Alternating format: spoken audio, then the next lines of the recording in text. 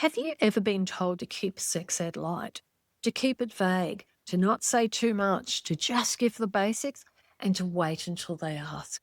A lot of parents get told that, and on the surface, it can sound sensible. You don't want to overwhelm your child, and you don't want to dump too much information on them. And you don't want to make things feel heavy or awkward. So you try to keep it broad, and you say things like, just be appropriate. That's private. We'll talk about that later. And you'll understand when you're older. And then it doesn't really help. Your child looks confused, or they take the rule really literally. Or they ask the same question again, but in a different way. Or follows the rule in one situation and doesn't in another. Or they get stuck because the rule was actually not clear enough for them to use. If that sounds familiar, you're not doing anything wrong, but you're probably running into something that comes up a lot with autistic tweens. For a lot of autistic kids, vague does not feel gentler. It feels harder. I've spent more than 25, 30 years helping families teach sex ed in ways that actually work in real life. And one thing I see again and again is parents think less detail will make sex ed easier. But for autistic kids, less detail often means confusion. Because if the word's vague, the child still has to work out what the heck you mean. And that's where things can get messy. So in this episode, I'm going to walk you through why euphemisms and half rules create confusion, why autistic tweens often need more precision and clearer exceptions, and how to give enough detail without overwhelming them. And stay with me because at the end, I'll give you a 1-minute challenge that will help you spot one vague rule you may already be using without even realizing it. What if talking to your tween about sex felt cringe-free and more natural? Welcome to Sex Ed for Tween Parents, where sex ed stays real. This season, we're focusing on autistic tween and what helps sex ed actually land.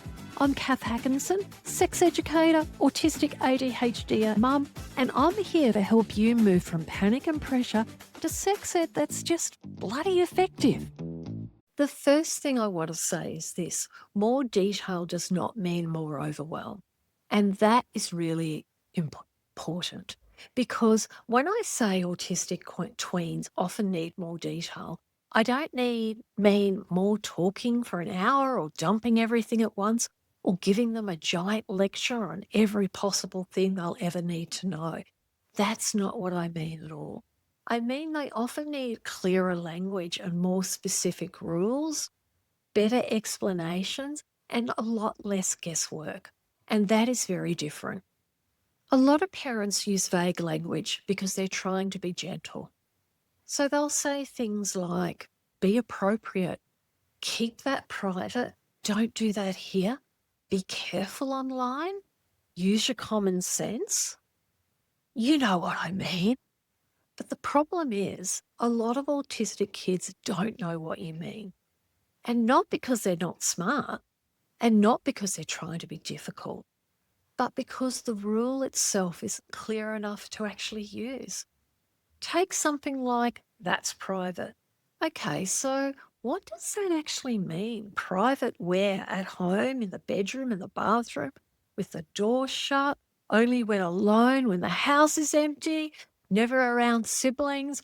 Does it apply all the time or only in some places? Or take, be appropriate. Appropriate with who? Adults, friends, at school, at home, online, in messaging, group chats. You know, that is not one rule. That's a fog. And when the rule is foggy, autistic kids are often the ones expected to somehow fill in the missing parts.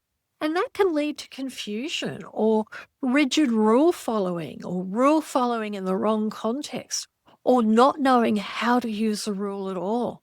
And that's why vague sex ed language can actually make things less safe, not because the topic is wrong, but because the teaching is too blurry. And that is where precision matters. A lot of autistic kids are literal learners. And that means if you say something, they may take it exactly as you said it. And honestly, it makes sense.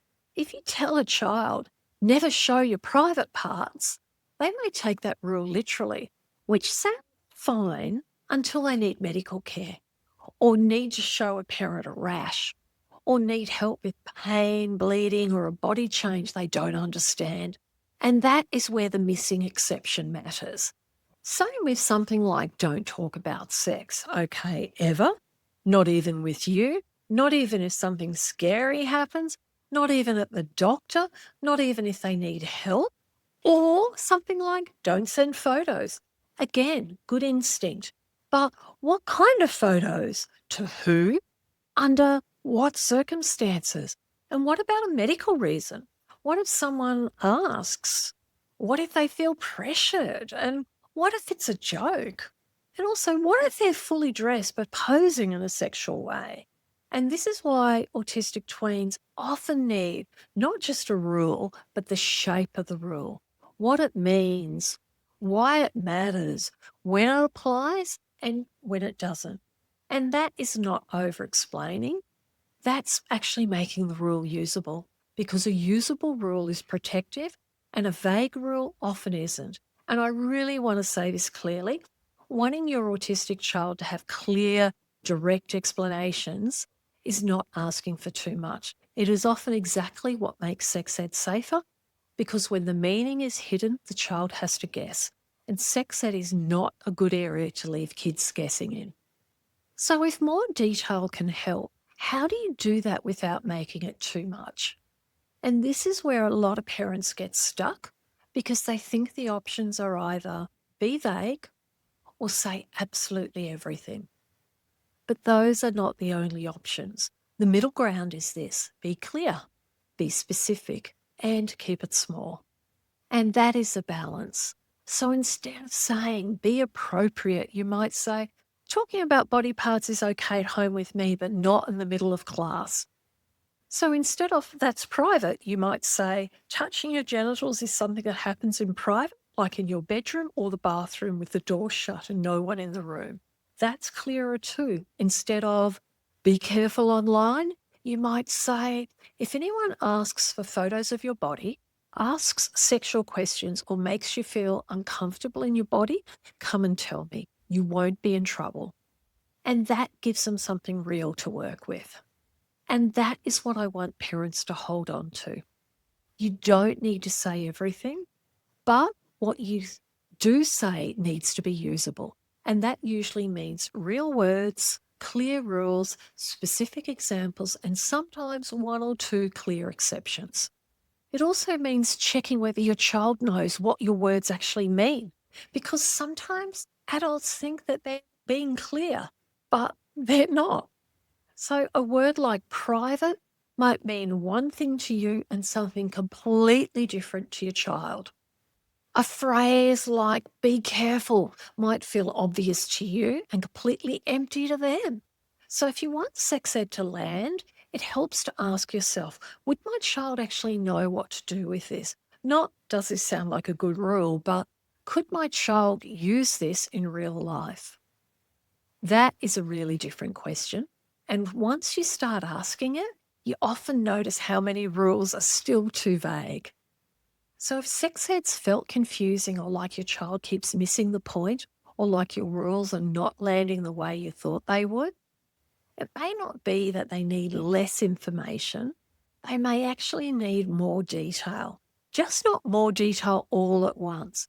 More precision, more clarity, more usable rules. And that is usually the difference. And if you're listening and thinking, okay, Kath, I can see where I'm being vague, but how do I actually start changing that? Well, that's exactly where I want to help. So this episode has you thinking, okay, I can see now that I've been using a lot of vague language and assuming my child knew what I meant, and you want help making sex ed clearer and easier to actually teach. That's exactly why I created my neuro-affirming sex ed guide. It's designed to help you teach bodies, puberty, privacy, consent, boundaries, and safety in ways that are clear, practical, and easier for neurodivergent kids to process. So instead of relying on hints, half rules, or crossed fingers, you can start using clearer language that your child can actually use in real life. And if that sounds like what you need, you can go and grab it at neuro-affirmingsexed.com or click the link in the show notes below. It's free. And because you don't need more words, you actually need clearer ones. So here is your 1-minute challenge for today. Spot one vague rule that you use and rewrite it more clearly. Just one. Maybe it's be appropriate, be careful, that's private, don't talk like that, don't send photos, use common sense. Now make it clearer and add in what it means, where it applies, or what the exceptions are. And that is enough, because that is how better sex ed often starts, not with a huge talk, not with perfect wording, just with one rule becoming more usable. You do not need to make sex ed bigger, you just need to make it clearer. Thanks for joining me for this episode of Sex Ed for Tween Parents. And if this episode helped, I'd love it if you left a quick review. Helps more parents like you find the podcast and realize that sometimes the answer is not less information, but clearer information. And don't forget to grab that neuro-affirming sex ed guide at neuro-affirmingsexed.com or in the show notes below. Next episode, we're going to talk about why timing matters more than most parents realize. You've got this.